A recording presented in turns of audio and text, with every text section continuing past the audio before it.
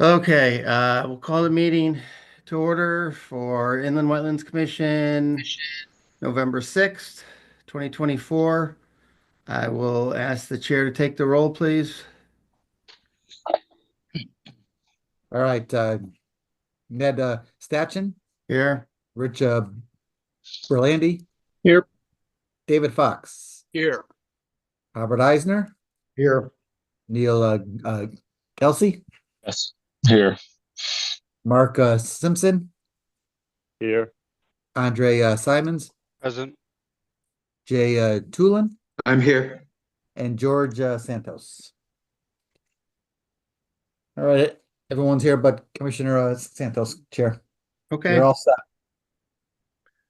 set. Just a couple things I'd like to thank the commission. I'd like to thank Robert for filling in on my absence, and also thank the commission for putting their trust in me for another term as chair. And with that, we'll move on to the first order of business. All right. Richard Jones, 8566 New Britain Ave. I think we have the engineer Dave Whitney on. Dave, are you Yes, there? yes. Can you hear me? Yes, we can. Okay, perfect. Would you like me just to Yeah, why don't summarize? you- Oh, excuse me. Just for the record, I did watch the October 16th recording of the meeting. Okay, David, why don't you just refresh what the application changes are? Okay, thank you.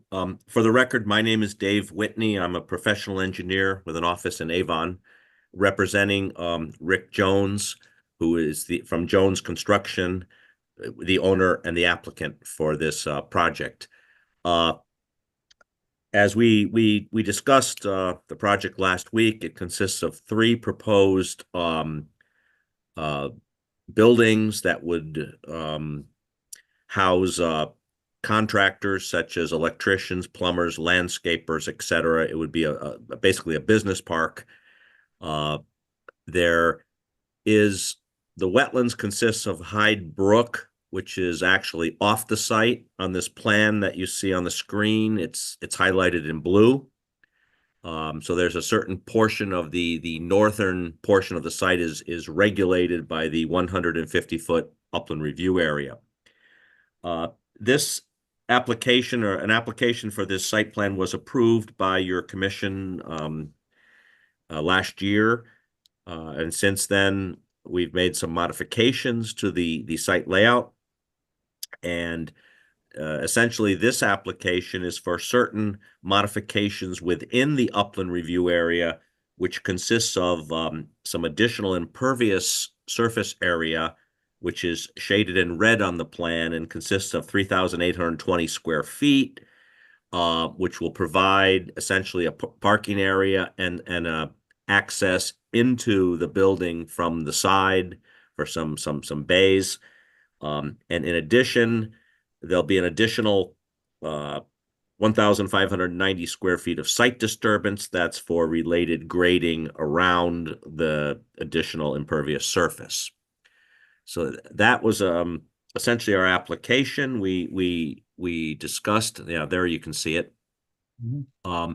There's a number of other activities that you see located within the 150-foot upland review area, such as one of the driveway entrances, a portion of Building A, a stormwater retention basin, piping, utilities.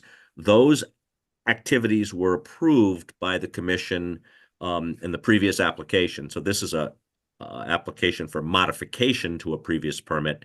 So we've changed nothing except for the additional impervious surface and some small amount of additional site disturbance. Now, it occurs to me that when we submitted this application, we were talking about these two items, the additional impervious surface and the additional site disturbance.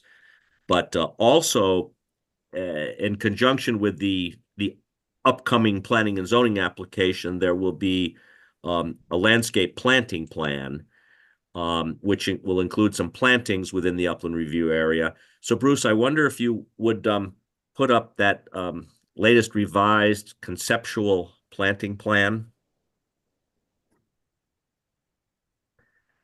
Now, the first thing I'm going to say is I am not a landscape architect or a landscape expert. And so I don't know the Latin names of plants. So this is really a conceptual plan, but there are certain landscape requirements in the zoning regulations for front yard plantings, trees along the street, side yard plantings, a rear yard buffer zone.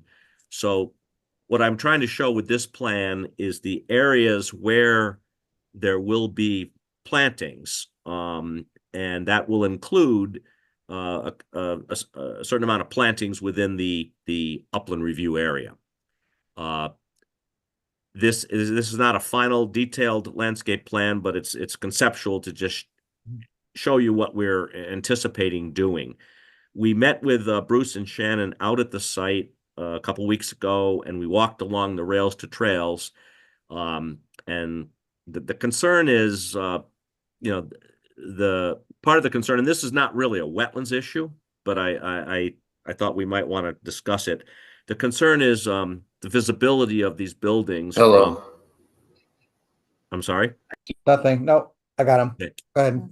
The concern is the visibility of these buildings from a couple of the adjacent subdivisions on the other side of rails to trails. So what Rick Jones, the applicant, is proposing, and I believe this is acceptable to the town, is to put a section of 6-foot high wood stockade fence along the rails to trails. Well, Currently, there's a split rail fence up there. let me see. And there's about 25 feet of land owned by the state adjacent to the rails to trails that is vegetated, and of course all that vegetation will remain. The applicant is concerned about some of the existing trees directly uphill of building B, which is the closest building. So there will be, some clearing of that embankment and some replanting of the embankment. But we're also showing, right where Bruce has the cursor, there's a couple of areas where we can plant larger trees that will grow up and provide some buffer. And we're proposing those on either side of building B. And then, of course, plantings all along the northern property line adjacent to Hyde Brook. Landscape requirements require a minimum of 8 trees along that northern property line.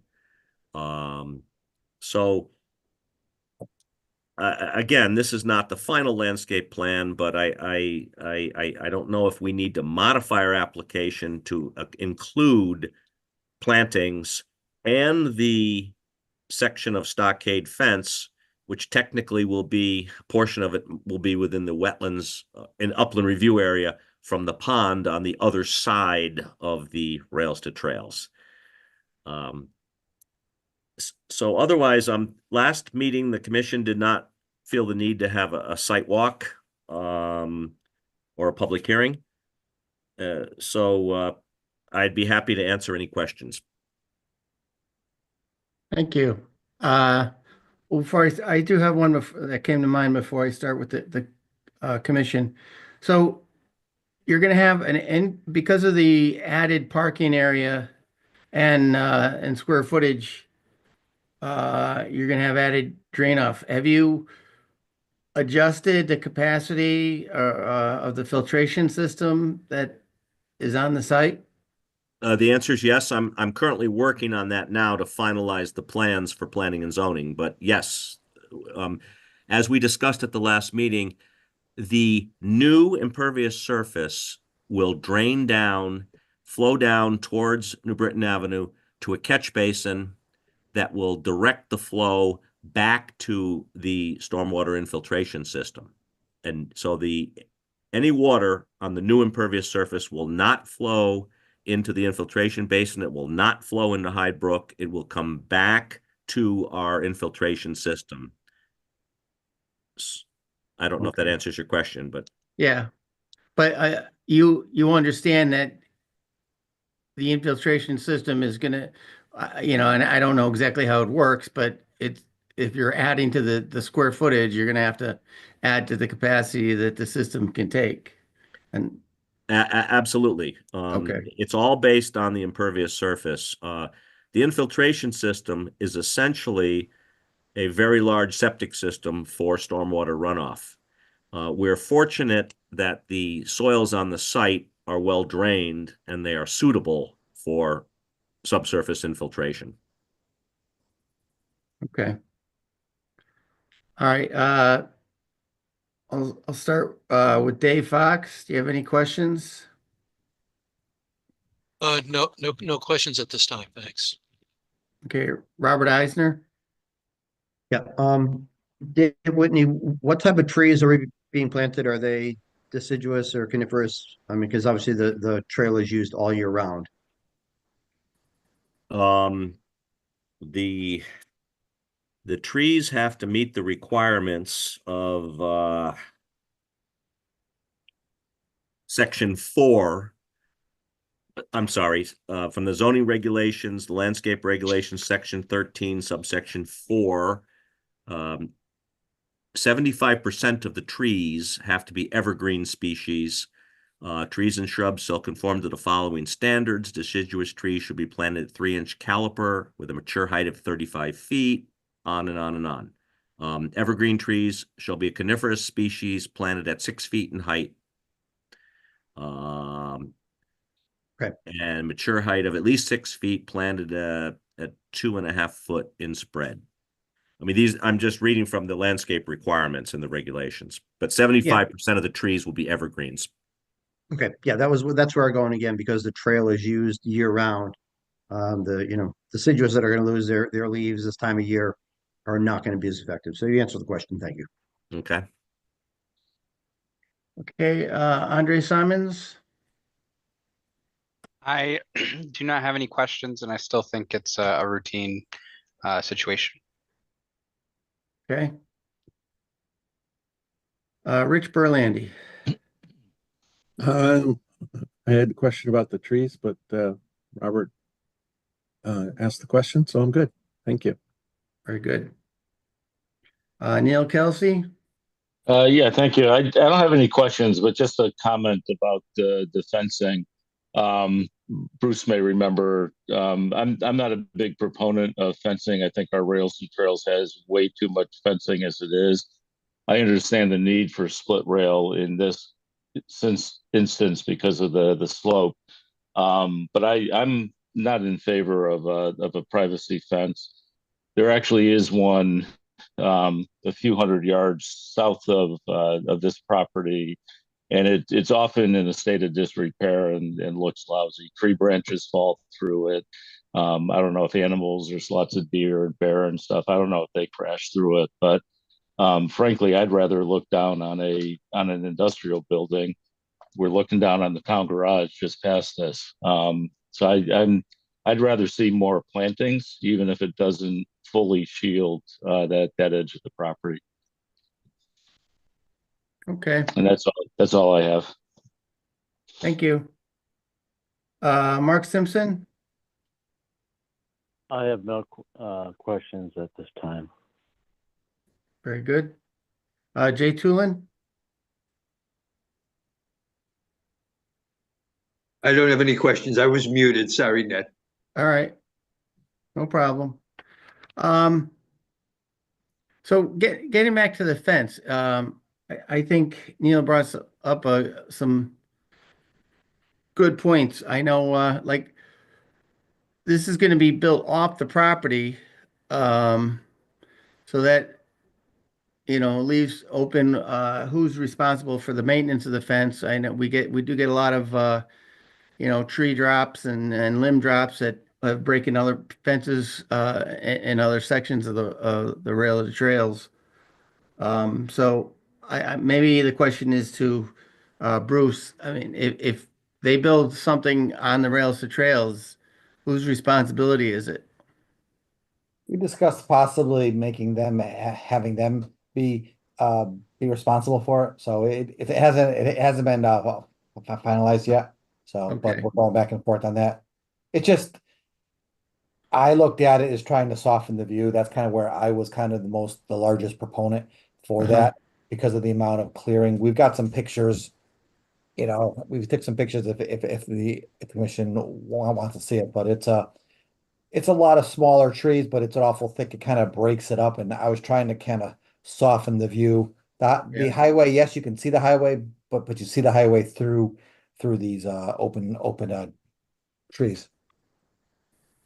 And so that slope there that's behind building B, uh, that's really too slope to have any plantings, isn't it? Or significant plantings that would get Yeah. any height? The problem that we discussed is that once you start to open this up to put this in, it's going to be like a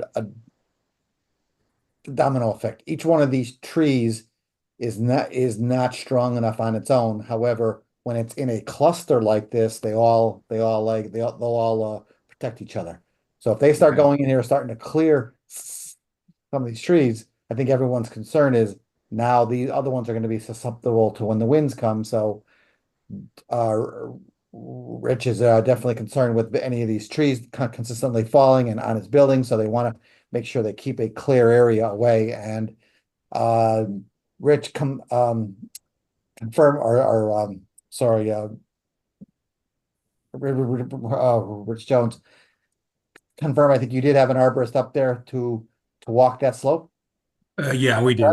We have a report on that. Yeah, so he's the owner of the property and the applicant. Okay. And to the applicant, are you okay with being responsible for the maintenance of this fence? As you know, if something happens and tree limbs come down and break a part of it, that you'd be responsible for repairs? I mean, like Bruce said, we're still talking about that. I mean, Okay. during construction, we're probably going to be more responsible for it, and we're still talking about what would happen in the future with it. Who's responsible for it? Well, we want these things ironed out if before we vote on it. So, I'm gonna look for a commitment now that if we want to vote on this tonight, then I'm gonna look for a commitment now that you would be willing to maintain the fence. Excuse me, didn't Bruce, didn't Yes. Russ Arnold indicate the town would be willing to accept responsibility for the fence? Oh,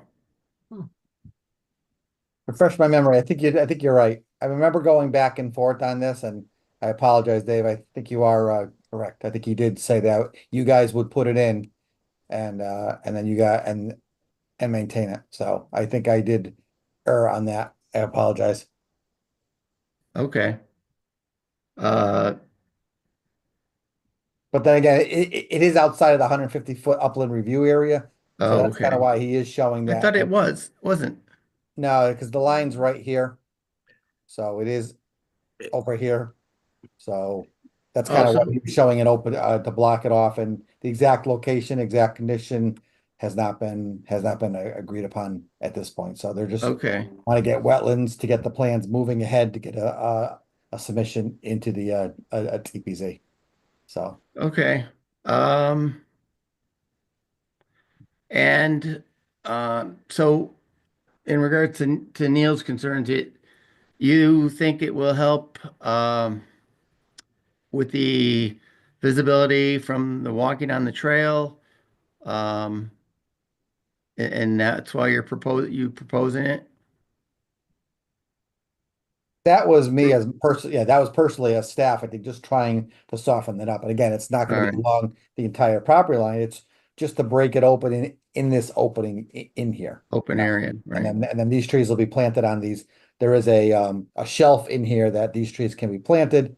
So just trying to soften it up. Yeah, So I think yeah. it's gonna look, I think once you clear, my fear was that once you clear from the property line to the street, it's gonna be a lot larger than people think. It's not gonna just be looking at the top of this building. It's gonna be looking out into this whole parking lot. Because Yeah, we're gonna be such a higher elevation. So just, we definitely, our first intention was to plant some trees, but the slope, as for all of you been on the trail know that it only goes out a few feet before that slope takes off. So there's really not any room to put any kind of trees up on this Yeah, shelf area here, so. okay. All right, so then the town has responsibility for the fence. The project has responsibility for constructing the fence to the limits that our staff think are appropriate.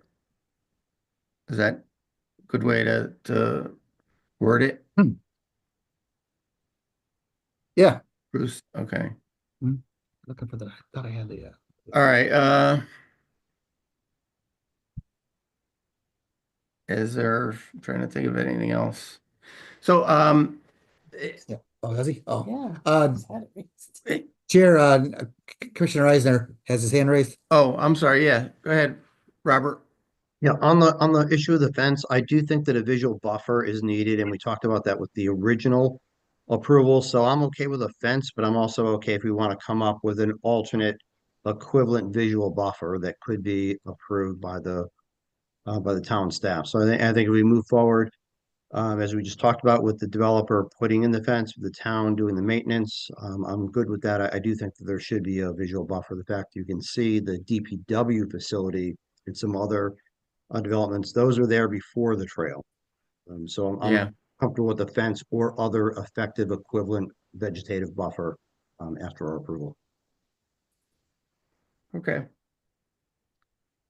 All right. I'm okay with the fence. I always get worried about maintenance and stuff like that because fence posts don't last forever. But if the town's okay with it, then I I have no reason to question it. Mhm.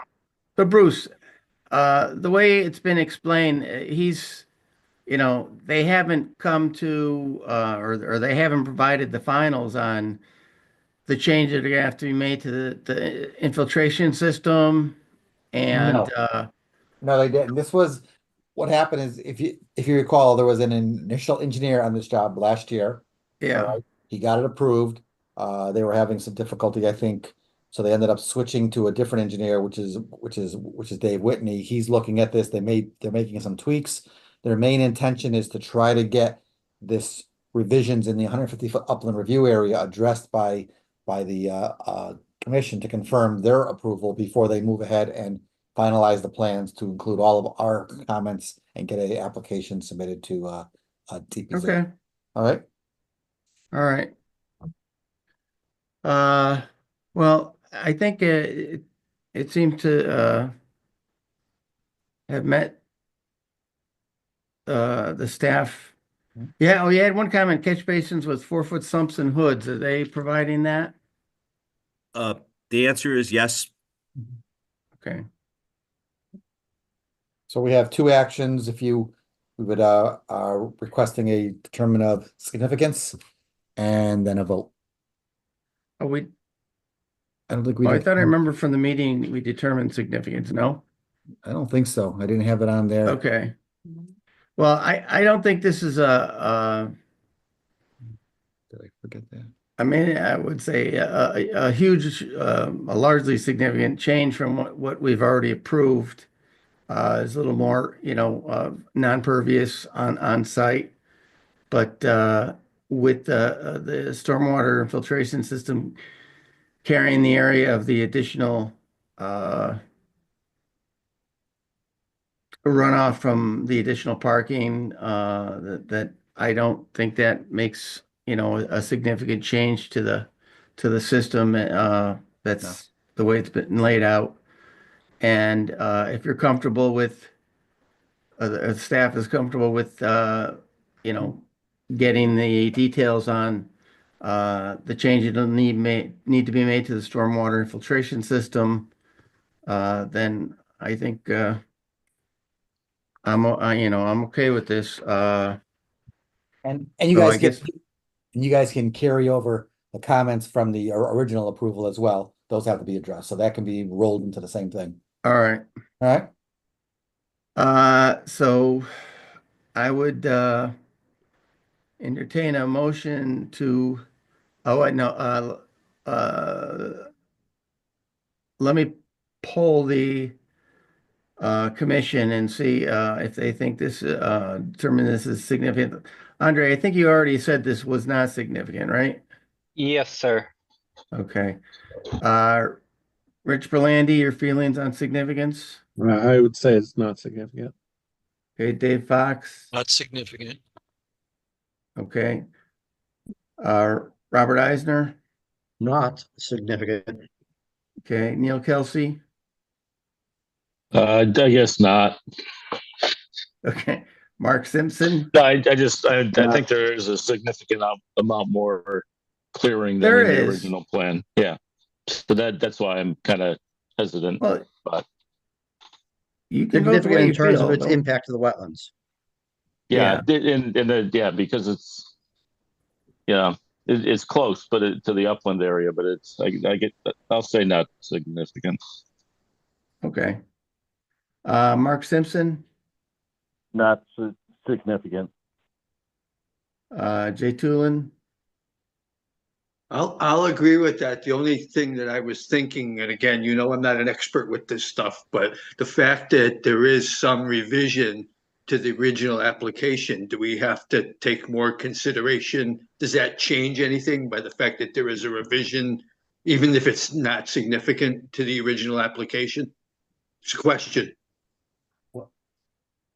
I think Dave Whitney even was when he first started his presentation. I think he was kind of posing whether or not this changes anything with the original application. So I'm just wondering, just a thought. Bruce, we didn't have a public hearing on the first application, No. did we? no, I don't think so. Yeah, so I mean, if we didn't have a public hearing on the first application, I can't see the need to have one for this these changes. even if even if we did, it's up to the commission to determine whether they feel these changes are Yeah. significant enough to warrant another hearing or not, so Okay. it's totally up to the commission at that point. From what I understand and what I heard, I don't think they are either. I'm just kind of throwing it out there for thought, food for thought, Okay. Thank you. All right, so for the record, a polling of the members of the commission found that this is not a significance.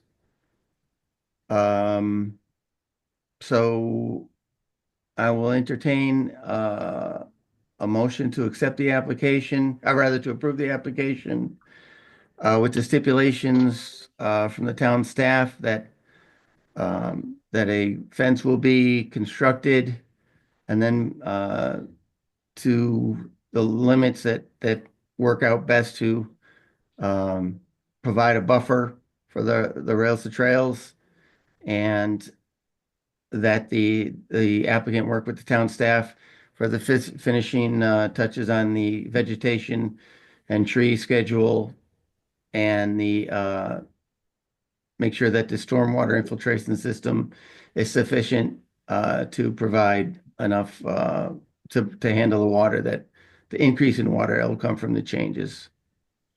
And you Does could that sound good, Bruce? Yep, and you could roll over the comments from 10, our staff And we'll- comments yeah. from 10, 26, 23. Just And staff. we'll roll over the comments from 1026.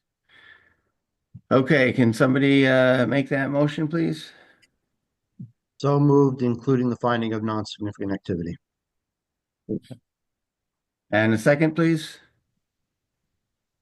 We didn't vote for the significance first. Yeah, that's why I was taking the shortcut and incorporating No, it. But if- I picked up on that. I picked up on that. I was waiting. I thought No, Well, you I did the will, poll. I'll make a I motion. said make I a motion. polled for the record, I polled the No, you did, but then we didn't do a commission and vote. found that everyone agreed there was no significance. Yeah, but we just have to That's do not a, enough? no, we have to do a motion and a All vote right. first. Okay, I thought that was enough. Okay. oh, that's fine. Vicky. Move it to All non-significant right, so activity. I will chair entertain a motion that the as to that this is not a significant change in the property use? So moved by Eisner. All right. And a Second, second? second, Berlandy. Okay. All those motions made and seconded. All those in favor say aye. Aye. Aye. Aye. Opposed? Abstain? Okay, motion passes regarding Ned. significance. Huh? Just a quick, I'm assuming as an alternate, I don't really have a spot at the table to vote. No. No. Okay. Unfortunately, I no, just, we you have a know, full, we have a full, Okay. Yeah. commission. Yeah, I just, included you on questions, so for your I- feedback. Well, I appreciate that. It's all a learning process for me, as you know, so I appreciate that. Thank you. Okay. All right, so we have determined that it is not significant use. And now I will entertain a motion to accept the application with the stipulations we discussed previously. So moved to approve the application with the conditions discussed. Okay. And Second, a Mark. second, please. Seconded. Okay, motion been second by Andre. All those in favor say aye. Aye. Aye. Opposed? Abstain? Okay, the application is approved. Thank you Thank you. very much. Thank you. Thank you, Dave. Rich. All right. Next item on the agenda. City of Hartford, Patterson Park Road. Right. Is the applicant There we are. here? Oh, Yes. looks like- Robert Yep. Newton's in? You got it? Yes. All right. Are we, Share screens here. Here we go. All right, fantastic. Just quick introduction. Rob Newton with BSC Group.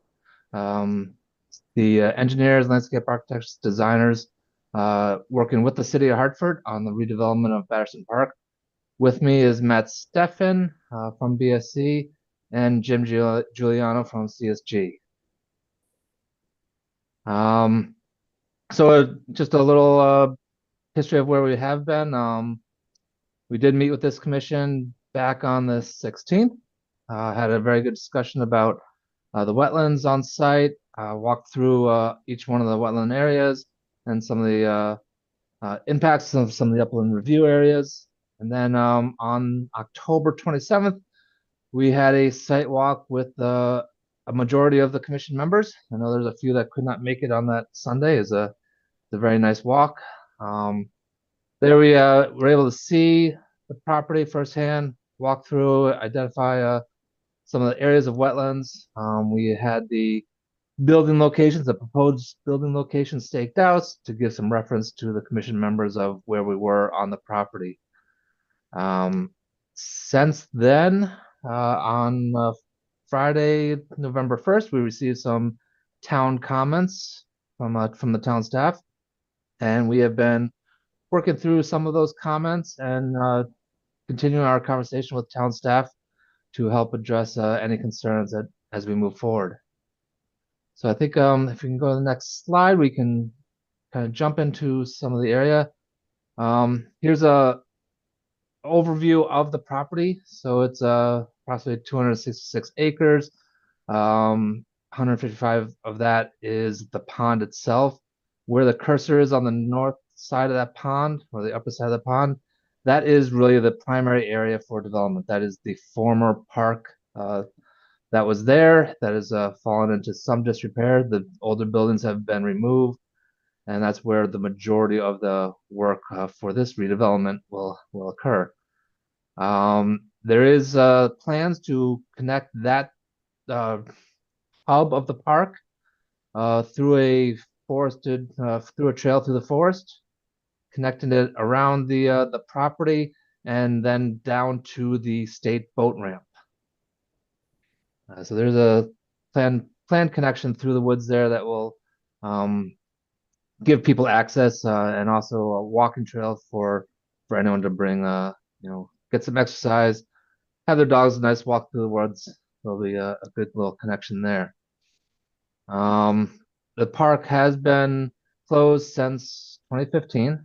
And I mentioned the existing buildings were demolished last year. So we're working with a fairly clean slate of the park. There is some remnants of some old pavement materials out there, and most of that will be removed. Go to the next one. Okay, a little bit of update on where we were with the site walk with the commission, staff comments. One of the main items that we had discussed during our site walk and with the staff is the relocation of the site drive. So currently the site drive comes in off of the corner of Batterson Road.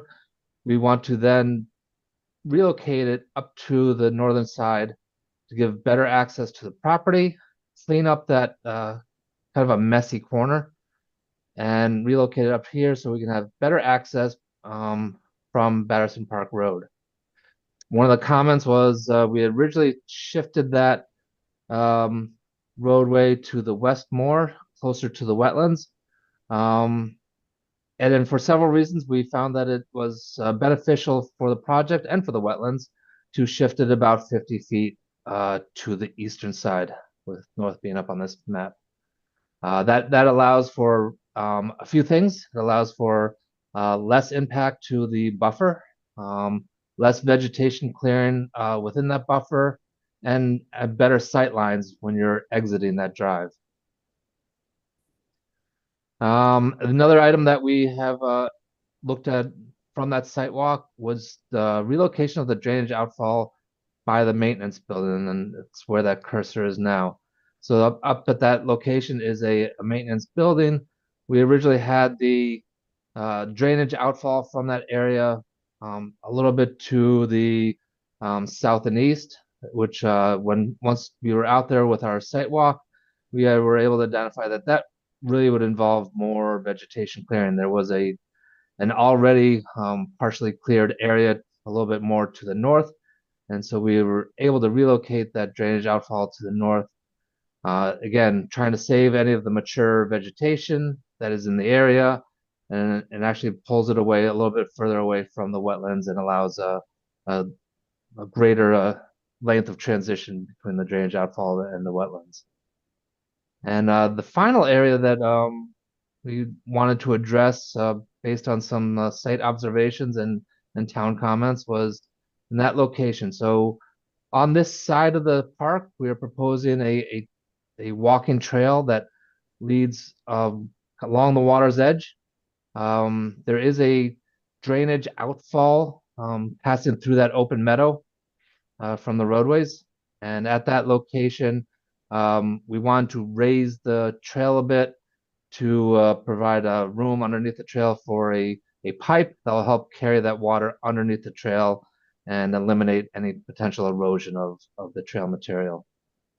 So those are some of the major changes that we have looked at from a drainage standpoint and traffic standpoint since our last meeting.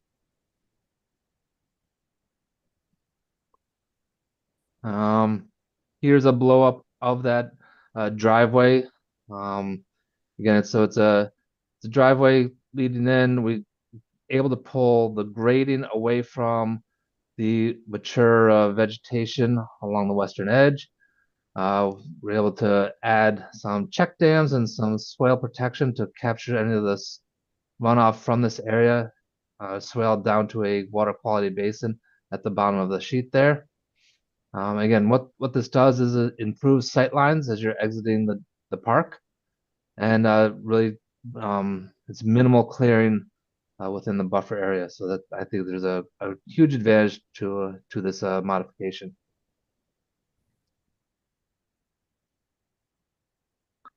Again, so here we are looking at the main part of the park and the maintenance building on the side there. So again, we had the drainage outfall from this area a little bit, kind of pointing where that cursor is. Again, once we were out there, able to visualize that it would require some clearing of some mature trees. By moving it up to the upper end of the property there was a natural clearing that would not require much vegetation clearing to install that drainage pipe.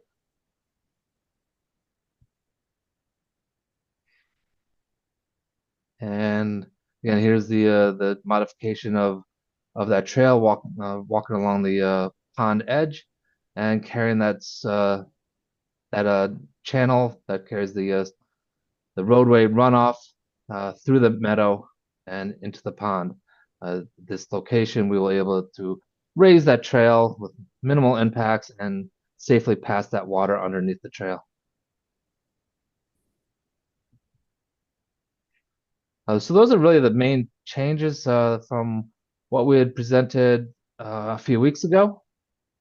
If you want to walk through a little bit more of the park in general, in case anyone needs a refresher, we can certainly do that, or we can answer any questions.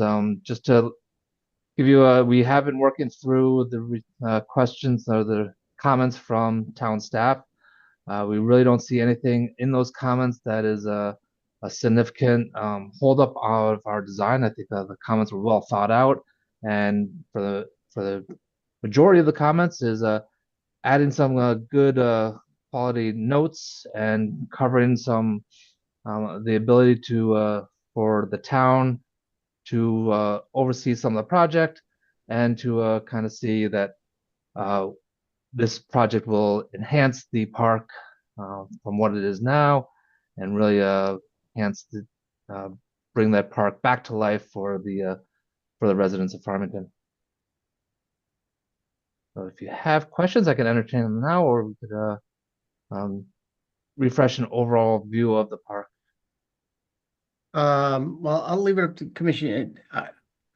I watched the presentation last night, so it's pretty fresh for me.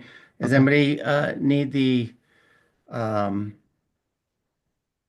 main the main park presentation reviewed or any additional information? Okay. I'll start with a couple questions before we go to the commission. There was so when we did the site walk, it was still kind of deciding where to do the path to the boat ramp in regards to he had one location was further up, and then and we were questioning as to whether it would be better to move it down closer to the water and have it not be so close to the vernal pool area. But I'm just wondering if any more just thought has gone into that or decisions on the project. We certainly are looking at the trail. We have not relocated the trail in plan right now. Okay. A lot of so there's a couple thoughts on that where we will be staking out the trail per plan, trying to identify where those crossings are. Obviously, we want to make the crossing as minimal as possible, and part of the challenge of that is also to control grades. There is some slope to that area, and so we want to make sure that we are making the trail itself ADA compliant, as well as making the crossings of any of these drainage ditches, drainage channels as minimal as possible. So there is some flexibility, and I think there will be some flexibility even moving into construction as to where we finalize that crossing to minimize it as much as we can. We will be staking that trail out to identify the exact location as planned and making some adjustments as necessary. Okay. And in the wetland area where I forget what letter that is, but in the area where there's a basketball court and some other paved areas, Right. you're taking those out. Is that going to include taking out the the sub base, crushed stone, and anything like that? Yeah, so the whole pavement section will be removed. The pavement itself, as well as the base material underneath the pavement, will all be removed and replaced with natural materials. Okay. All right, I'll go to the commission for questions. We'll start with Dave Fox. Yeah, I guess I had a couple of questions. I think I might have asked this one last time. The total wetland impact was reported as 4,800 square feet. I think a fair portion of it is the complete covering of wetland C, was it? Or three? Three, yes. And the rest, I think, was it all the helical piers? Or it seems like the abutments, at least on the plans that I was able to look at, the abutments were outside of the wetland areas. Is that correct? Yeah, so the intent is to have the abutments outside of the wetland area. There may be some temporary impacts to install those abutments, but yes, the majority of the wetland impact will be that area C, which is right in the middle of the park.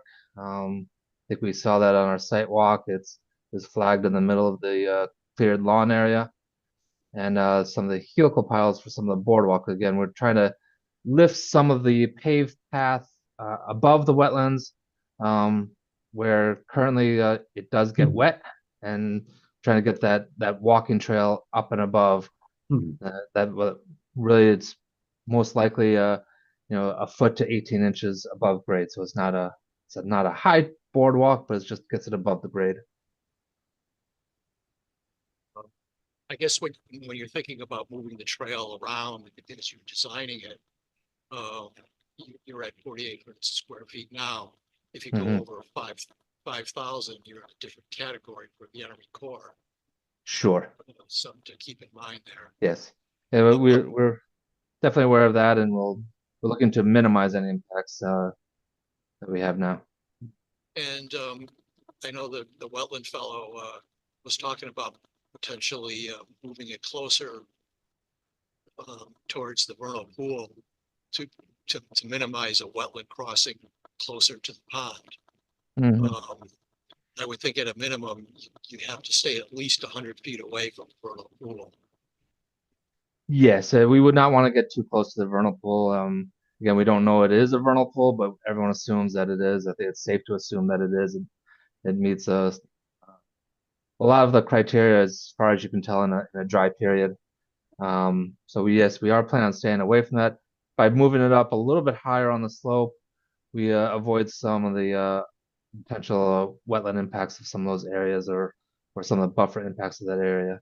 So I think we can move it up and make some adjustments in that location, and still stay far enough away from that vernal pool not to have an impact. We want to minimize this and keep this as safe of a trail as possible, but also make it enjoyable and safe for the wetlands in the area. And I guess another thing to possibly consider in that area is, I'm not sure how close you're going to be to the vernal pool. If you keep it way down, further down, it doesn't make as much difference. But the closer you get, is the potential of using a boardwalk there instead of pavement. I don't know what the differential impacts would be to the migrating amphibians to have a boardwalk to go under or to go over, as well as, I don't know, the impact of at the actual construction. If the boardwalk is a less disturbing activity, you might want to consider a boardwalk in that area. There's an interesting comment. Certainly we'll take a look at it. Again, I think we're trying to stay as far away from the vernal pool as we can. But that is a good comment, and we'll certainly take it into consideration. Yeah, I think that's all for now. Thank you. Thank you, David. Robert Eisner. Yeah, thank you, Chair. And I echo the comments from Commissioner Fox about, potentially elevating the walkway if it's, going to be within the path of the amphibians, going to and from the vernal pool. And again, I think the assumption has to be that it is a vernal pool. When we weigh the merits of the application, I think this is definitely going to be a significant activity given several direct wetland crossings and the bulk numbers within the regulated area.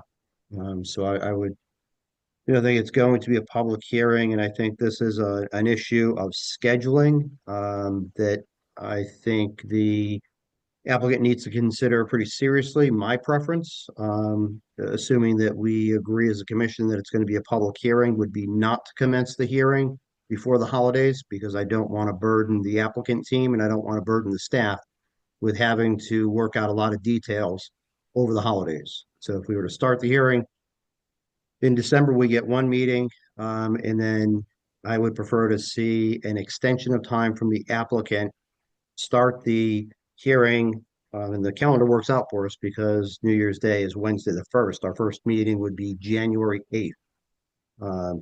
If the applicant doesn't want to concur on an extension, then that means you're all committing to getting everything that our staff needs before Christmas, because I'm not going to burden our staff with having to work out a lot of details between Christmas and New Year's. So those are my thoughts, and I would welcome any other input from the other commissioners on scheduling, but clearly it's a significant activity. We were going to have to do a hearing. I would prefer to start the hearing after the holidays. End of my comments.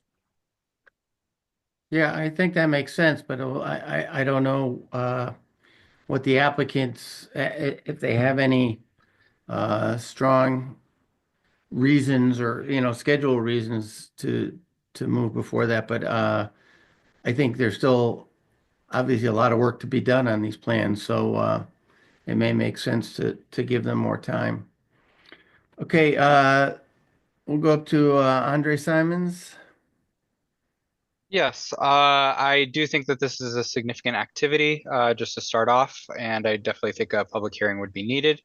For the pathways that are closest to the pond, I just really wanted, or the lake, I should say, I just wanted to ask what material specifically are you using, just to clarify, for the walkway? Oh, there's a couple of walkways that are near the water. There's one on the we'll go on the right side, on the eastern side of this plan through the open meadow. That is intended to be a stabilized aggregate, stabilized stone dust path. In the main park itself, the pathways will be a combination of asphalt and elevated boardwalk. Okay, so my memory was right. There is a gravel or some loose stone. I was just, my next question is, if there's runoff and significant water runoff, would that be pushed into the lake, and is there a way to mitigate that? So what we're doing is looking at a stabilized stone dust, and then stabilized with a polymer, a vegetable polymer, to help hold the stones, the material together. We've used that on a couple of projects and it's worked out well. Holds up to traffic a little bit better and holds up to weather events. So that is what we're proposing in that location. Okay, I have no other questions. Everybody's kind of covered a few of the ones that I had, so thank you. Thank you. Rich Berlandy. I don't have any additional questions. I would agree with the comments regarding scheduling and it being significant activity. Thank you. Thank you. Neil Kelsey. I agree with the comments so far. As I've been thinking about this project since the site walk, and thanks for taking us on the tour through the property. That was very helpful. One of the discussions I had with one of the gentlemen that day was about the water quality in the lake, and I've just been wondering that as we go through this project, my understanding is a lot of the water quality issues in the pond itself are a result of runoff from the road. Have we considered ways to clean that water as it's coming through all these streams, so that maybe over time that water quality will be improved? I would certainly on the runoff from the property itself, we have developed water quality basins to help treat any of the water that is generated from the property itself. We are not able to treat water from off-site within this project. So I know it has been a concern with Connecticut Deep, and really trying to address. They have issued a study with that and the city of Hartford to analyze where this pollutant is coming from and methods to treat it. So it is an issue that Connecticut Deep is looking at and trying to address. Okay. When you say you're not able to, is it because the technology or the ability doesn't exist, or is it because you really is want it to you're being told not to? I guess no, just no, to be no, direct. no. It's just Yeah. the ability to you really want to treat the pollutants at their source, and the city of Hartford does not own those facilities because it's a lot of you know from what I understand, it's a good chunk of some of the state roadway systems. Okay. But Deep is looking into that. Yes. Okay, because I have heard from I followed this project, and there are concerns about, why isn't there swimming going to be allowed? So that's kind of why I was asking. Mhm. But thanks for the feedback. And really, the intent is at some point to allow swimming here, assuming that the water quality can improve. Okay, thank you. Rob, quick question if you don't, I'm gonna interrupt in a second. Do you Sure. know, I don't think you've seen that report from DEP, but what were the deficiencies in the pond, the water quality deficiencies? I don't know off the top of my head. I All wouldn't right. feel comfortable That's addressing. something, like I said, that's something if it does go significant, we do go to public hearing, that's probably something that you guys should address in terms of what the deficiencies are and what you guys are Sure. Yeah, and I know GZA did prepare a report, and we can pull that up and Okay. help speak intelligently Perfect. about that.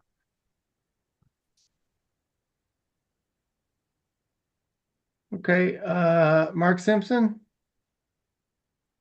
Yes, I did go on the site visit, but I have a question. And maybe follow up what Commissioner Fox was referring to. This wetlands number 3, could somebody just tell me what they feel grade, the quality, the functionality of that wetlands, and is it functioning well? Is it not? Could you explain a little bit more about it? Sure. It is a very low functioning wetland. It has been a maintained lawn area, and it's isolated from other larger wetlands pockets. So it's a low point in the lawn essentially. So it did meet some wetland criteria, but it's a very low quality wetland. So this is the area where most of the disturbance would be incurred. Is that correct? Yes. All right. Well, then that seems to be if you are going to be doing some type of work like that, it seems to be an area where it's probably, thank God that's probably where you're going to have to do it. So I think the impact would be minimal to overall wetlands of the overall piece of the property. That's the only question I have.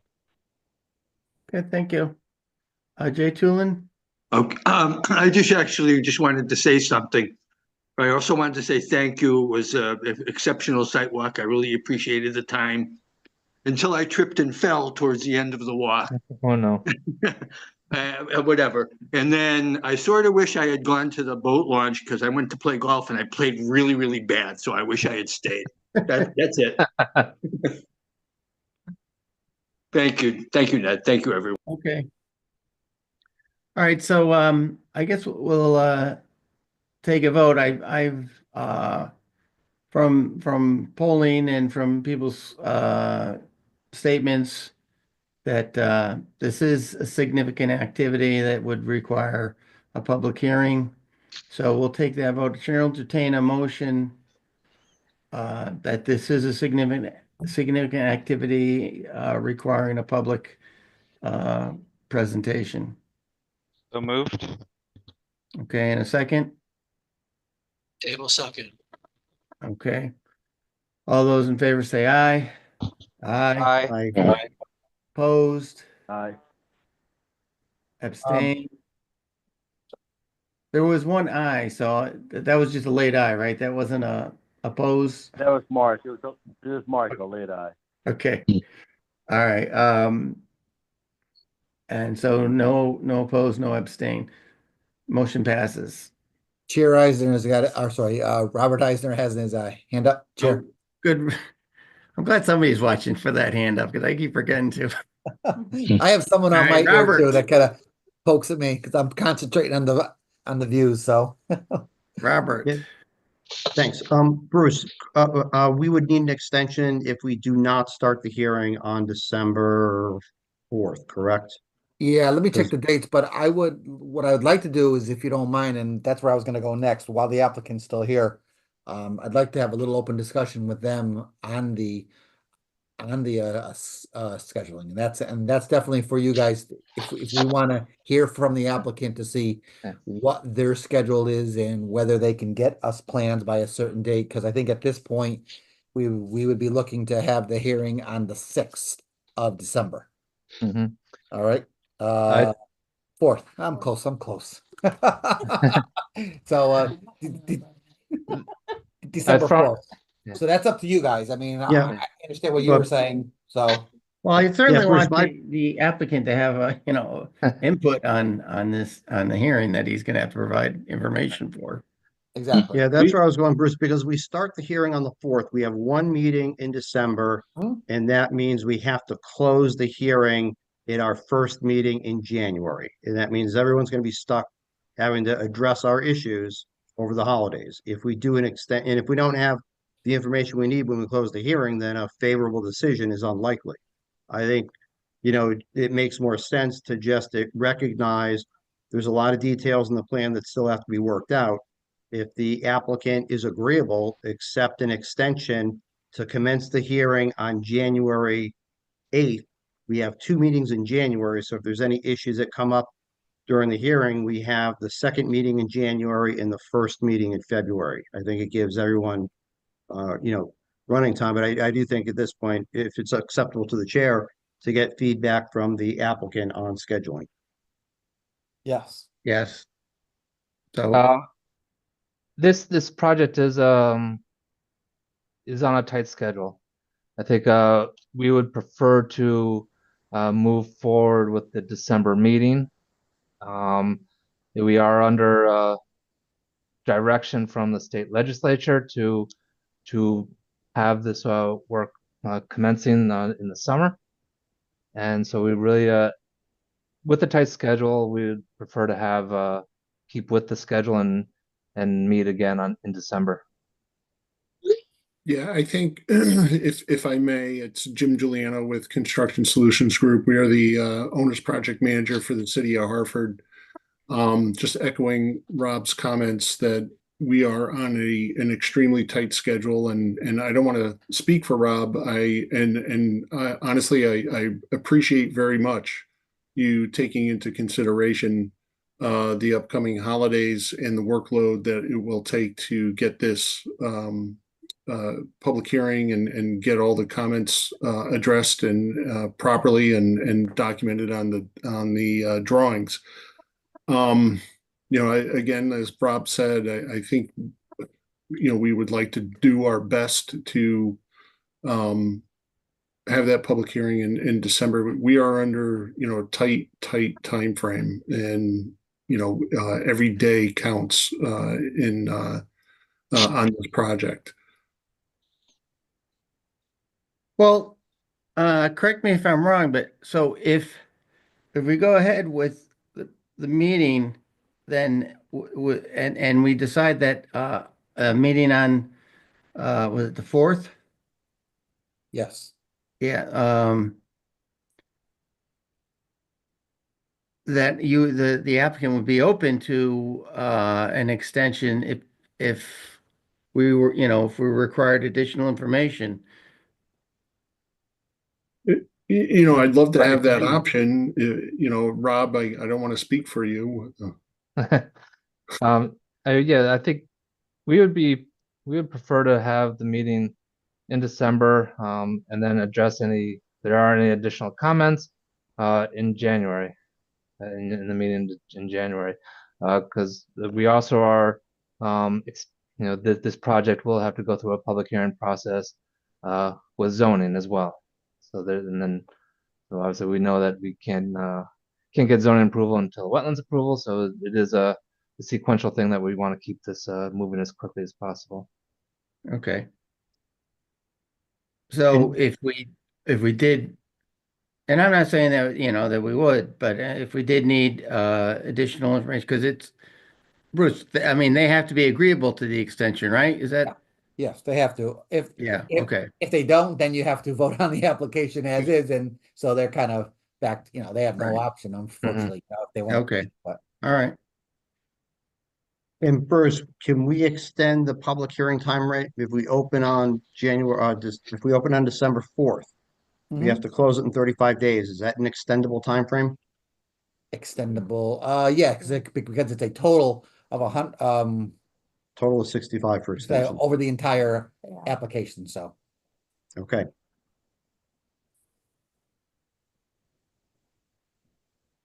Oh, so it started from the day This is the from date of the October application. 16th? Yes, yes, from the Okay. date of the application, so. Okay. All right. Bless you. Well, I think if they go ahead, I understand what Robert's thoughts were on this, but if their schedule says something different, then um, I think we need to be understandable of what their schedule is, and if if long as they're open to and agreeable to an extension, if we need additional information, then I think we should all be able to make it work out. Certainly, I we guess the want to. question is, the commission has given most of their comments, so if the commission feels comfortable with what comments they have given out to the applicant on top of what we have for staff comments, and again, I always tell everyone, if you look at my comments, those are a lot of comments, but those are actually a full TPZ slash wetlands application, so those are for everything. So they don't have to address every single comment. A lot of those things are for TPZ and stuff. So, but I asked them if they do that to get as much as they can done, you know? So if they get that to us a couple weeks before, we can hopefully go through it with them and kind of narrow down those comments before the actually for the hearing. Okay. So Uh, so what's our next step to when can we have the hearing on December 4th or start the hearing on December 4th? yes, yes, Okay. we can if the commission's agreeable to it, you know? Okay. All I'll right. make a So what was that? I couldn't hear you. Yeah, Mr. Chair, I was going to make a motion that we schedule this matter for a public hearing on December 4th, 2024. Okay, very good. Is there a second? Second. Okay. Motion been made and seconded to schedule a public hearing for December 4th. All those in favor say aye. Aye. Aye. Aye. Aye. Opposed? Abstain? Okay. Did I hear an opposed in there? I don't think so. Just want to confirm. I thought I heard a opposed. Sandy and I heard it. We just want to make sure. All right.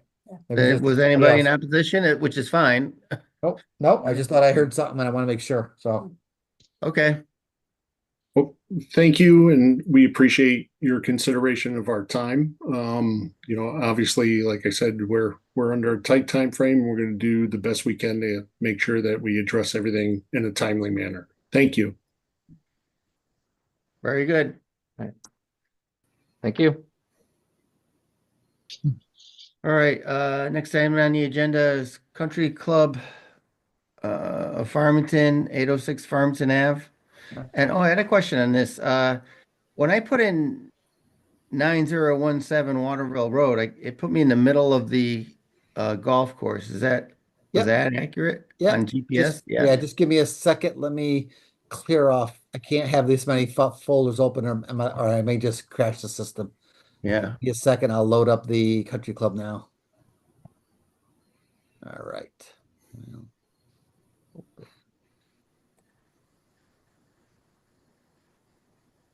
we go. Okay. Irrigation. Photos, come on. And the photos.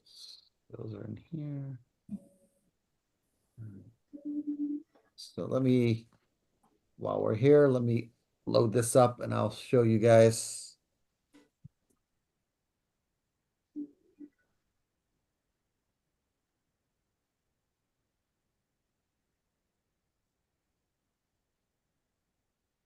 Come on.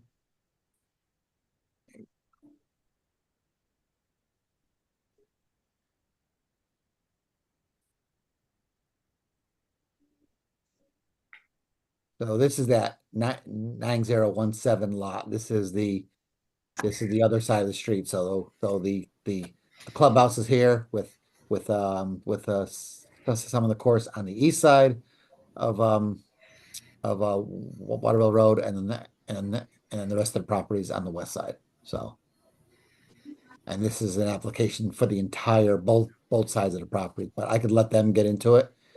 Let me open up the map. Here we go. All right, who's gonna start the presentation? Me or you, Art?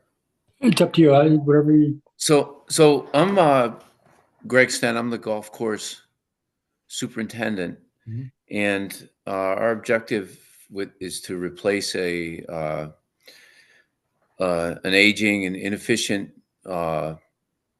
irrigation system, the piping and the communications, and to make to bring us into this century.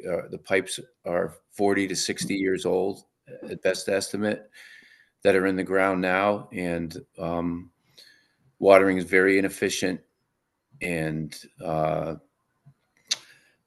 new system will allow us the flexibility to be much more accurate with our irrigating and provide, not only better conditions, but save money and water in the long run.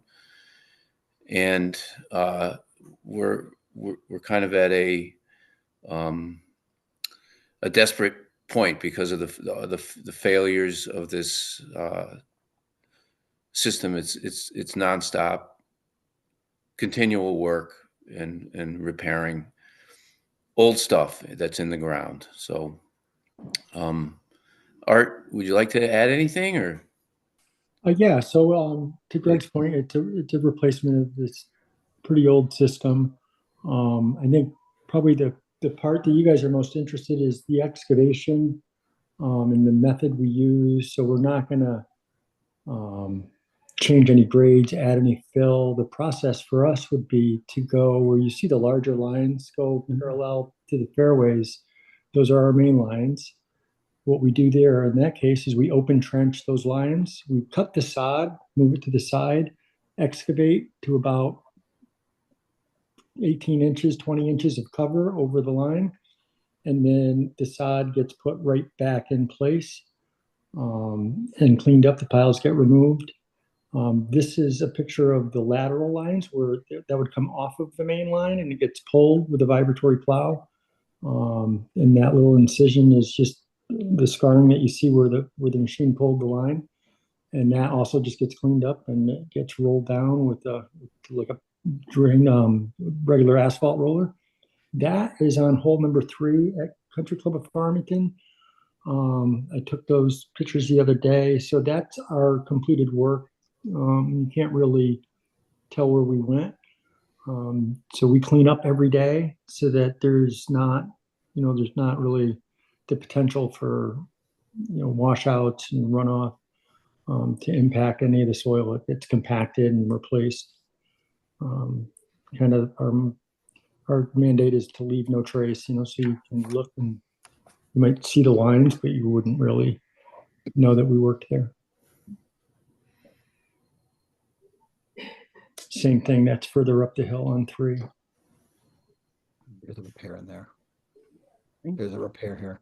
So I think the intention is what you're saying is that there is no potential for erosion on the site because whatever gets opened up during the day is closed at the end of the day. So there is no Exactly. exposed earth. And all this work is within the existing fairways and greens, correct? Correct. On the plan, you'll see it's all basically fairways. There's some areas in the rough, but those would be that line that you could see on the earlier picture with the vibratory plow. But the main lines just go in the rough between all the holes to disperse the water, throughout the golf course. Just to give the commission a little understanding. So here's the Farmington River. Here's Waterville Road. All right. So as I said, you've got the golf course on the west side and the golf course on the Bruce, east I'm side. looking at a photo. Oh, why is it on a share? Okay, let's do this. Go back to says I'm screen sharing. Share. Just try this. Is that better? Yeah, I I think guess, so. yeah. All right, so I was talking before and you guys couldn't see it. I'm sorry. So here's the Farmington River. Okay. Here's Waterville Road. Here's the clubhouse. Okay. Parking.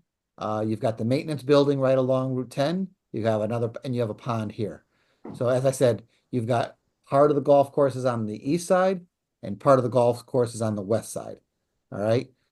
Just to give everyone a little heads up, if anyone's been down there, there is the driving range over here. Okay. Here's the what do you call it? Snack shack, whatever you want to call it. But there is a pump.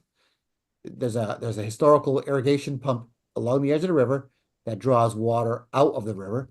It pumps it all the way up to this irrigation, up to this pond, where it's then fed through the system. Is that correct, Greg? Yes. Yes. All right. Yes. So just to kind of bring everybody up to speed, what's going on? We've done some research, and it's a historical diversion that was registered with the DOT or with the DEP in '83. So they did a blanket registration for whoever was already tied into it. So anything new would need a diversion permit. This is just a registration. So as we said, most of this work will be done within these existing greens and fairways. There's no trees being cut. All right. There's only a handful of areas. And if you've been on the course, there's these little swales and stream crossings. They will be running portions of the lines underneath those. All right. And I think that's what these next pictures are going to be, Arthur, right? Yes. So here's their work it again. But here's some of these streams, and these were taken as of Thursday or Friday, right? Correct. Last week. So with this drought, all these streams and swales are pretty much dry at this point. So they will be crossing under these with various piping. How large are these pipes, guys? Varies. So anything from under the stream, it will be mainly 2 and 3 inch pipe, correct, Okay. Art? There are some main lines, so you could see a 6-inch main, or a 4-inch main, probably. In some of them, there's several that will cross. I could tell you. No, just with an understanding of just trying to give the commission an idea how big these pipes are in the excavation. Yeah. So when you go into a crossing like this, how would you plan on making this this crossing? So we would excavate kind of both sides. Then we would divert the water, so we would stop the water flow if there's any, and pump around our work downstream, so that when we work, we're dry. We would lift everything that you see there, put our material, our piping and whatnot in, and restore it. So to the extent that you would know because you would look for it, but if you were to walk by, you would never know we were there. How wide's the bucket? 1 foot. So it's a 12-inch bucket just going across here. Done and installed. Correct. Yeah. So, and I think this is probably one of the worst. I want to call it the worst, but this is out of Right. all of them, this is probably the most, Right. we would say the most significant one, the crossing. Everything else is pretty just basic grass swales and dried up swales with no water. Right. So, But typically we'll hay bale and put wattles and silt fence and pump around. So that and you we guys don't- are looking to get this going ASAP, so you won't, so this will be done right now during this drought period, right? Yeah, so yeah, the idea would be to Ideally. have the system in place before Okay. spring, before spring, but the main lines would take probably another 4 weeks to complete. Okay.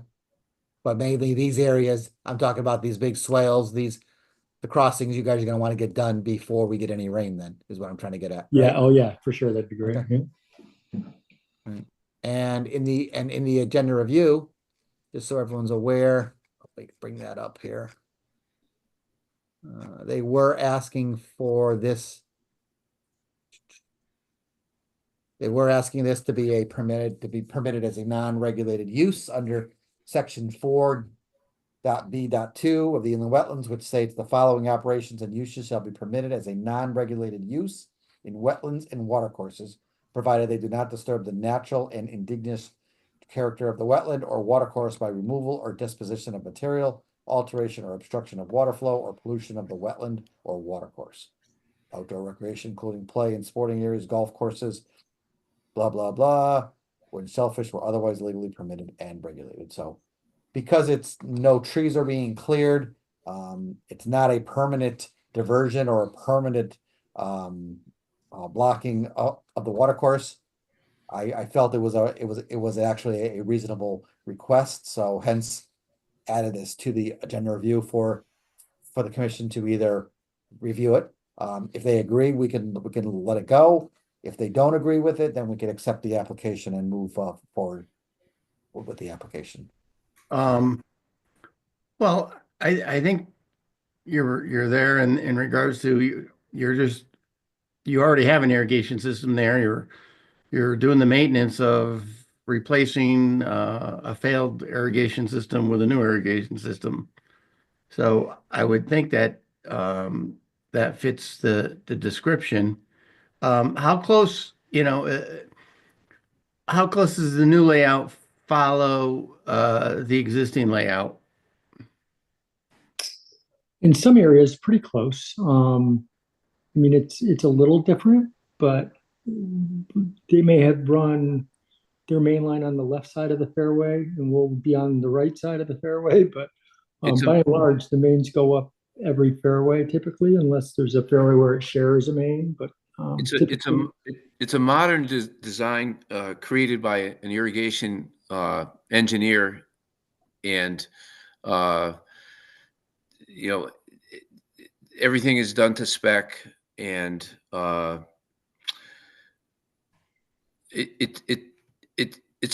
it might be a little bit more expansive than what we have, but that only gives us more accuracy and more flexibility with being able to put water exactly where we need it in the right amount. It's a modern communication system as well, computerized. So it's a benefit. It prevents overwatering. It prevents massive breaks that we're experiencing now all the time.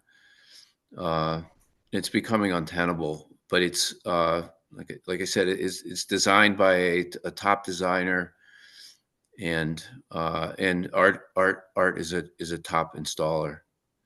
We're fortunate to have both of them.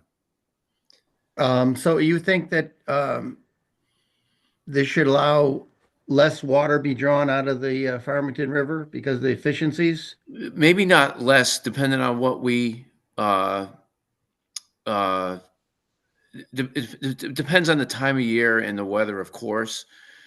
but we've added some coverage, Mhm. just for playability and things like that. And we put the proper the proper heads or the proper sprinklers where they need to be.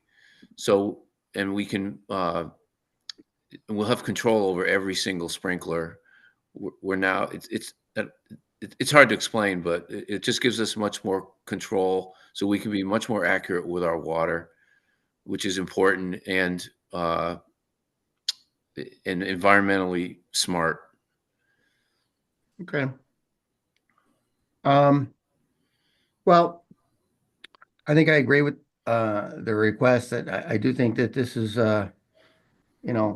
should be permitted as a non-regulated use. And it does call that this applies to golf courses in section 4.8.2. So I would be open to that being permitted. Let me just ask the commission. Andre, how do you feel? I would agree with your sentiments, and Yeah. I don't think I have any complaints with that. Okay. And do you have any questions? No, it seems like they're just, renovating a not operational irrigation system. So I think that is a very necessary use or necessary thing to do. So, yep. Okay. Rich, do you have any questions, and how do you feel about whether this is a permitted use? I would agree with the way that they're proposing to get this accomplished. It's actually probably going to end up with less disturbance, where they won't have to be digging up things that break at non-ideal times. So in the long run, I think it's a better situation. Okay, Dave Fox. Yeah, I would agree, permitted non-regulated use. And I assume that you're going to stay within your registered diversion amount. Correct. Okay, that's fine. Correct. Okay, Robert Eisner. Probably going to be the dissenting opinion here. Because I don't think the scope of the work falls within the exemption, because very clearly you're removing material, you're putting in the line, and then you're depositing the material you removed. So I think there's both removal and deposition. And then while there is no flow in some of the waterways right now, you had said if there's rain that you would have to put in a cofferdam and pump around. So I think the scope of the project probably goes well beyond what is allowed under this exemption. Before I fully weigh in though, is there an overlay that shows where the wetland areas are, how many stream or brook crossings there are? Is there a wetland overlay map that Yeah, all shows? we 'Cause have is our GIS. I know in terms of where we can point these out, but let me slide this over. The property is mostly in wetlands when you look at it because it is all floodplain, that kind of thing. So that's what happens Right. when we don't have there's never been a detailed wetland survey done of the property. So, And how many channel crossings are there? let's see. Now, I'm not sure if everyone has to be cross, so these guys, Art and Greg will have to jump in, but starting at the back, you've got you got the driving range, so you've got one here, okay? You've got one here, got this one, and this one here, and one back here.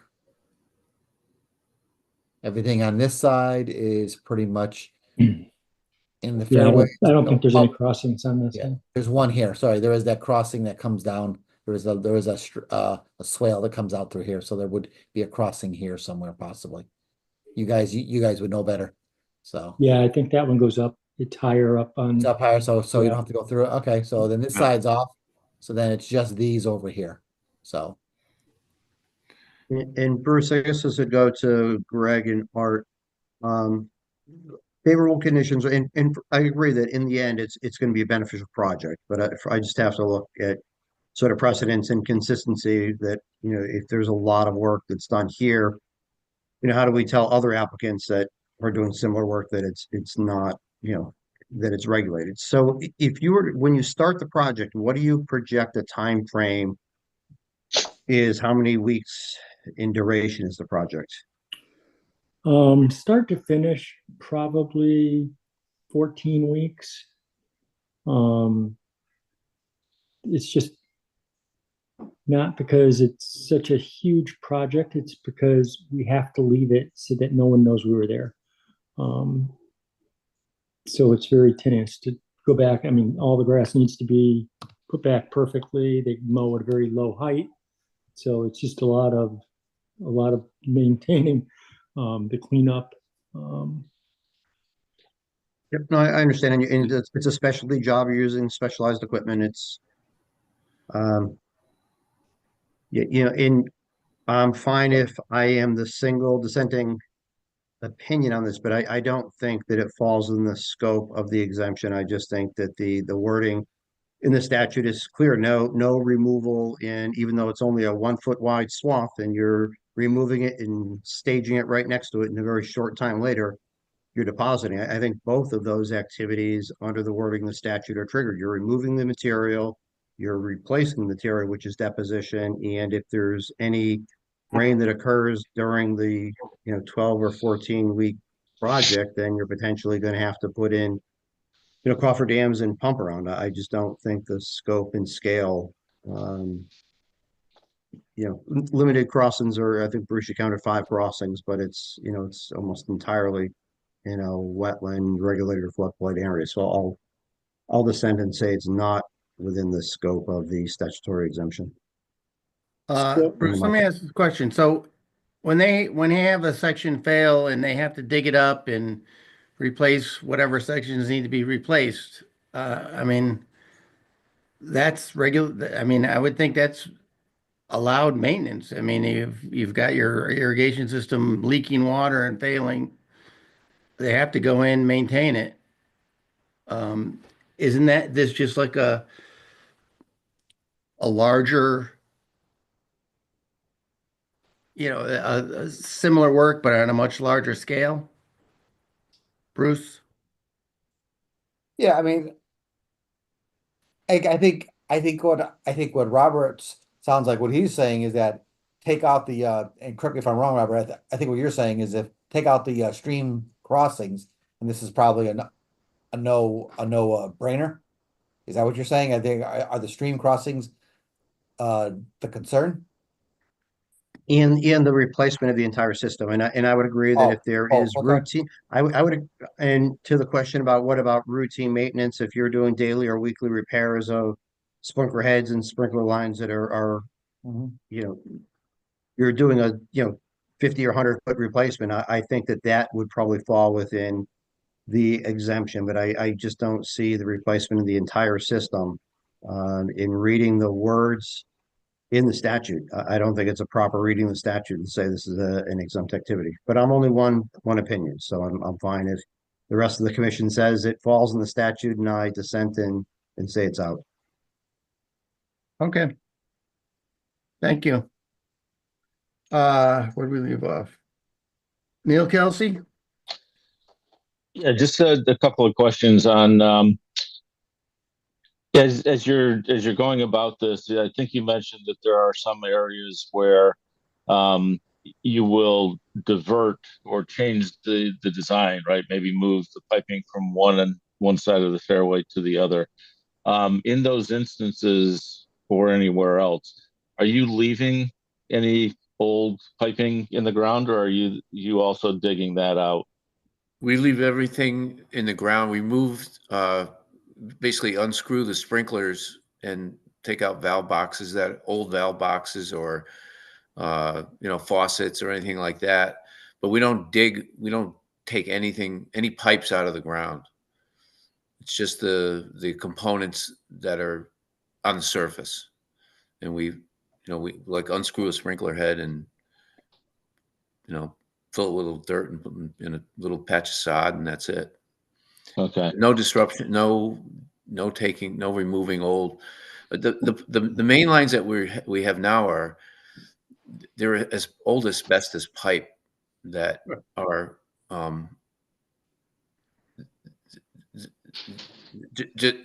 they're just deteriorating at a rapid rate.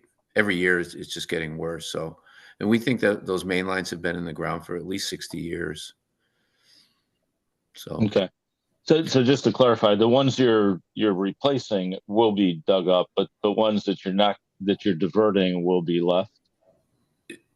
everything will be left in the ground except for just because it's going to be all new pipes and wires and sprinkler heads. The old stuff stays in the ground. Okay. The old stuff stays in the ground. Okay. So in effect, you'll end up with two sets of pipes. One is the current pipe that you won't be running anything through, and then the new system. Correct. Okay. So I think that probably answers my next question, which was, any of the areas that you've already repaired, will you be touching those again? And I think probably not. Is that correct? The areas will be. that we will be, the areas that we've repaired over the last couple years, they're getting replaced. I mean, we had to repair them in order to function. Okay. So, I mean, meaning big breaks in the middle of the fairways and stuff. Yeah. Okay. And then the final question: is this work being done now? Because the pictures that Bruce showed of the trenching and the line across the fairway. When were those pictures taken, and was that part of this? Yeah, so those are on 3, which is on the other side of the road outside of the wetlands. But that is currently being done now. Yeah, just to clarify, Commissioner, we were told someone had called us, so we went out there, took a look, discussed it with them, said this needs a permit. So this was a large capital project they had put together, went out to bid, did not realize. So what we ended up doing was working with them. There's areas, I think that so we had stopped all the work in the wetlands and the 150-foot upland review area. And we isolated to some areas up in here where they can work that are outside of the 150. So they have been working up in these areas that are not in the regulated area per se. So okay. Most of that area, most of this has to do with everything on the west side over here. Okay. This is So yeah, similar thank you. Go ahead. This is similar to what we've done. So many of the area clubs have systems that are in this similar age group and disrepair. So we recently finished doing the exact same project at Rockledge for the town of West Hartford, at Simsbury Farms last year also for the town of Simsbury. We're currently at Hop Meadow Country Club. So all of these systems are all basically from the same generation. And so it's best practices is to replace all of the old material because it's all old. So when they get a break, in many cases, if it's on a 6-inch main, they're generating 450 gallons a minute through that line that washes out bunkers. It blows up, it's a pretty big failure when it happens. So you typically don't want to take a chance on leaving any of that in place. So in the new control system, same thing. It's all different. So you need to bring the control wires to every head.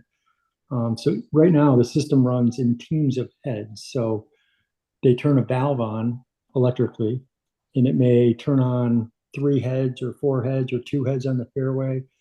So there's no control of individual heads. So what happens is if there's a drier spot, and it is running with another sprinkler that's not in as dry of a spot, they have to water enough for the dry spot to not be off color.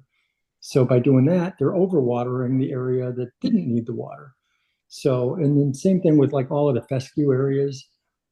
If you bring up the map again, you'll see that the heads are lined up against the fescue area, and they're part circled out so that no water will go into those fescue areas because it would waste water. So it just gives better management and water, better control over the system that, he doesn't have now. And everything is GPSed so that he can be on his phone. And as he drives through the golf course, the sprinklers are coming up on his phone that are near him. So he can look at something, go, what, that's a little bit too wet. He can tap that head on his phone, it'll show it.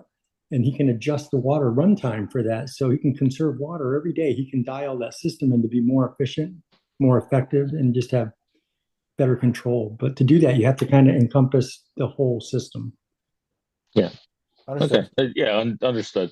In just final comment, Commissioner Eisner's read on this was kind of my first reaction when I read the statute as well.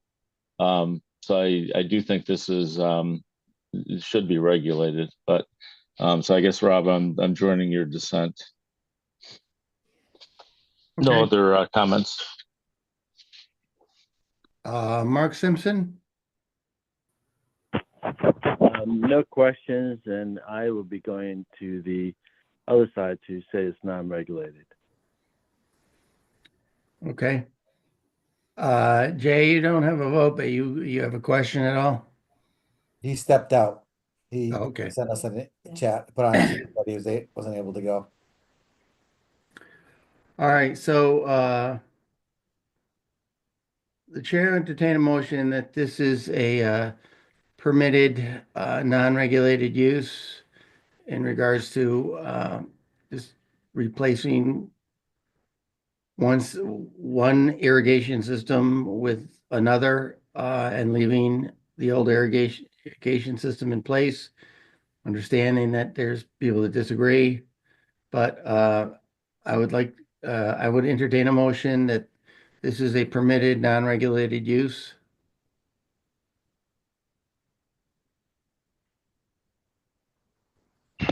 So moved. Okay. And a second, please. I'll second it, Robert. Mark. Okay. And so motions are made and seconded. I will go down the list and the secretary can record the votes. So just tell me how you vote. Andre, Aye. Rich, No. Dave Fox, Commissioner Eisner has convinced me, so I'm voting no as well. okay. All right, Robert Eisner, No. okay, Neil Kelsey, Opposed. okay, Mark Simpson, I'll be an aye, yes. all right, and I am an aye. So I don't think it passes. No. Okay, So the next step is to accept the application. okay. All right, so a chair will entertain a motion to accept the application. So moved by Eisner. Okay, and a Second. second, please. Second, Rich. Okay. All those in favor accept the application, say aye. Aye. Aye. Aye. Opposed? So just for the Okay. applicant, just so they're aware, this will push it to the December 4th meeting. So you'll have to attend again on December 4th. All right, so there's no work that can continue in the 150-foot upland review area or in the inland wetland or in the inland wetland area until this gets decided. Okay? So what is it that we would need to provide? Is there anything? No, there's nothing else to Well, provide. Your map is very, detailed and we know what you're doing. Okay. So All right, then. Sandy reminded me though, you will have to get us the application fee, so. All right, Thank you. okay, guys? And for December 4th, yeah, just if you can calculate the number of, linear feet and then convert that into acres. I mean, you said if it's a 1-foot bucket, how many linear feet and what does that mean? In the regulated area and then also through the wetland areas, through the watercourse areas. I think also just a clarification of the number of crossings. Yep, that's a good point. Okay, so the number of crossings in linear feet within the wetlands? Wetland, yeah, and the upland review area, as well as as well as breaking out the crossings as well. So, okay, Perfect. Thank you, guys. I can work with you guys on that. All right. Thanks, Bruce. Okay, Thank you. All right. thank you. Thank you. Take care. Thank you. All right. Hey, I've been the low no vote on some things too, so this is why we have a commission. Next item, I So, just, so yeah, as I Bruce, said, I just think it falls unless there is some, something from deep that says that the scope of this project would fall within the statute. I just can't read the statute when it says you can't remove or deposit, because they're doing both. yeah. And Bruce, if the commission decides they want to do a site walk, I'm happy to carry my clubs. Carry my clubs or am I carrying your clubs? I'll carry my own. All I don't right. have clubs, so I'll just drive the cart around. Yeah. All And Bruce, Uh, I know someone over in West Hartford, so I'm gonna check to see what review may have occurred when they did the Rockledge Golf Course. right. He said that and I went, uh-oh. I said the same thing. No, I'm curious as to whether it Okay. was, if it was ever brought before the, All right. the Yeah. staff there. These Yeah, guys, I'd be curious on that too, they're because tough. they definitely have wetlands there. you're not gonna make them tear it all out, are you? I mean, I'm sure that they do this at all the golf courses, and they probably have a mixed bag as to whether it's something that requires a permit or is viewed as exempt. It's tough to wrangle these in because they're working in grass, they're working in lawn. They're like, I don't need, what do you mean wetlands? I'm working in the lawn, right? So, but all right. Okay, next item on the agenda is the Conservation Inland Wetland meeting schedule for 2025. Everybody get their schedule this afternoon. Are there any comments or recommended changes? I'm looking for my schedule here. It's up that's on right, the I screen. Yeah, it's up on the screen. I have a general comment or question, Bruce. Do we always just have one meeting in November and one meeting in December? Yes. Yes. Okay. That's Because I correct. was just noticing like this month, the second Thursday, I'm sorry, the second Wednesday is not the week of Thanksgiving, because obviously, and when the Wednesday falls right before Thanksgiving, and nobody's gonna go to that meeting, but I wasn't sure if we made changes for when it was a full week away in November. Yeah, we tried again. We got Sandy's the master. She has the same. It's the same thing with the TPZ. They only meet once in November, then once in December. Yeah. So there is a lot of shuffling around with all of the commissions, with holidays, making things work. So that's why some of the dates aren't always as Okay, I understand. as you think. That makes sense. It's a busy time of the year, and um, it looks good to me. The only thing I had recommended is on site visits. If you change that to tentative site visits, since sometimes we do that, like in the summer, we do them on a weekday after work or something like that, or we don't. Well, yeah, this is just technically posting. So I think we've always done that over all the years. It's a set date that gets posted. Now, like you guys, because we have to publish in a schedule for the year. So what we would do is from here, we decide if whether we need an application or want it or not, and then we pick the date. So But we don't always pick those dates. no, because it all depends on what your schedules are. You know what I Right. mean?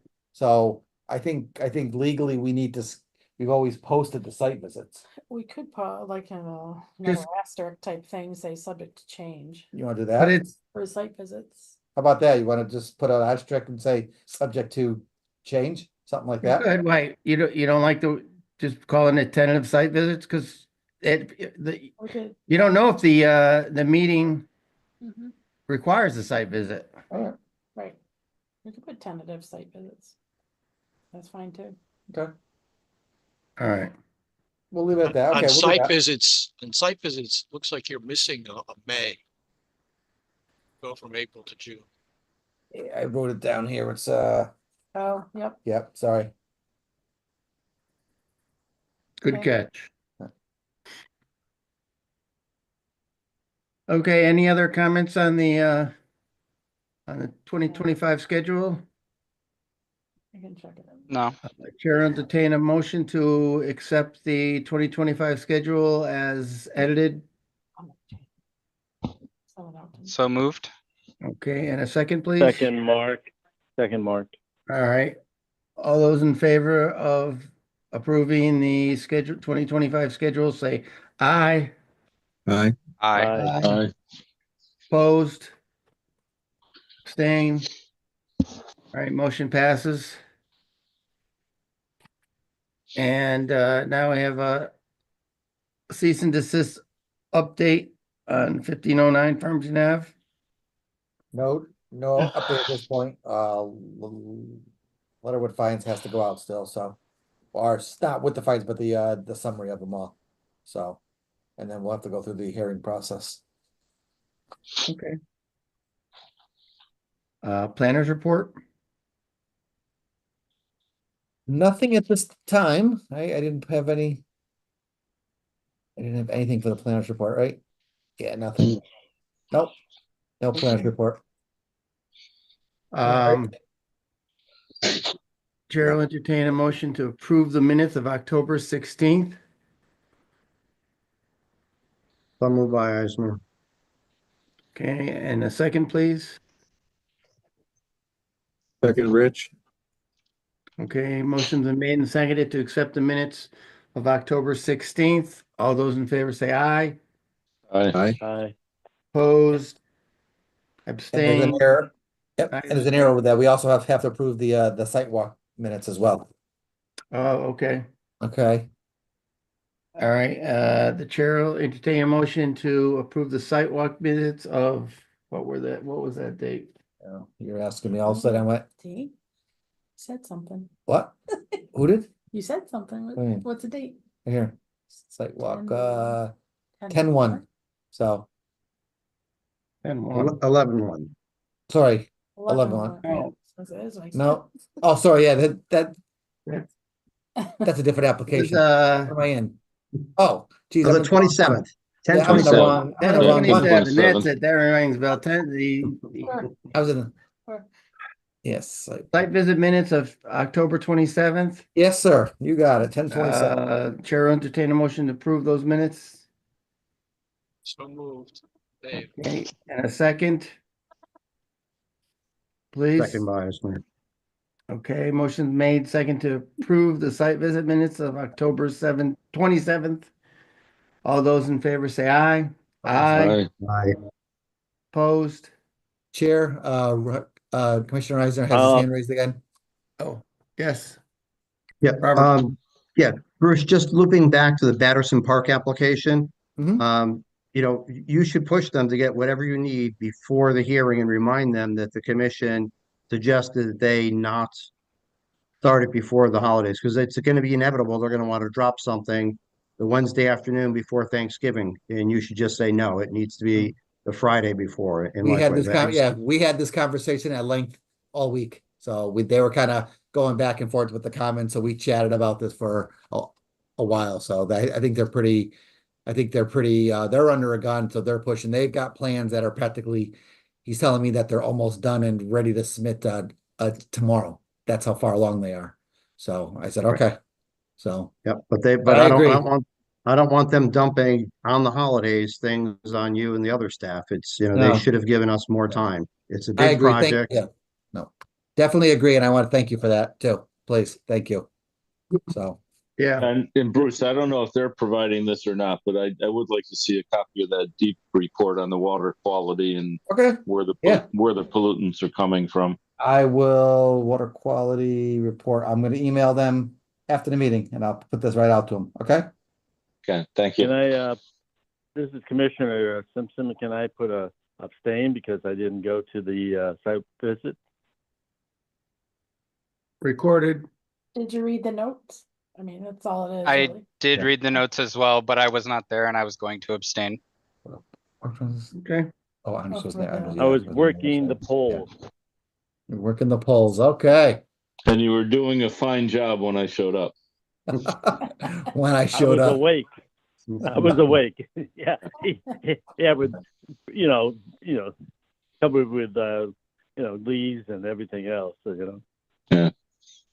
No, And I I sent my left the- proxy to, I left the- I sent my proxy to check on you. yeah, yeah. Yeah, I left the sidewalk early because I had to get there, but This had a proxy. nice hike back along the road. I think that was the longest site walk that I can ever remember, 3 hours. I don't know. Yeah. 3 hours. Yeah, Oh like my God. I got a text from my wife. She thought I was dead in the woods. I said, no, honey, I'm coming. I'm still out here. That's because I texted her and said, "You may never see Bruce again." I must be at that age, you know? So I was surprised that when I looked at my watch when we got back to the thing, I was like, holy cow. it was a lot of walking. So It was beautiful, beautiful weather and beautiful colors. mhm, So we adjourned. mhm. Okay, so I think we finished the vote on the minutes, right? Yep. Okay. So we will adjourn the inland wetlands at, we'll call it 9 o'clock. And call the Conservation Commission into order at 9 o'clock.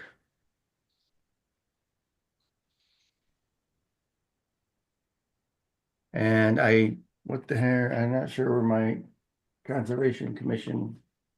Right up on the screen. Right up there. Oh, See it? there you go.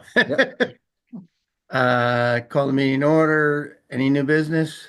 No new business. Okay, any planners report? I got a real long planners report. So, all right. Okay. No, I'm all set. Good. But Sandy was gonna beat me. It's getting late. motion Guys to are approve the tired. minutes. Everyone's tired. Everyone wants out, I think. All right. Motion to approve the minutes. Okay, thank you. Motion's been made to approve the minutes of October 16th. A second, please. Second. Motion's made and seconded to approve the minutes of October 16th. All those in favor say aye. All right. Aye. Opposed? Abstain? I will abstain. Motion passes. Anything else?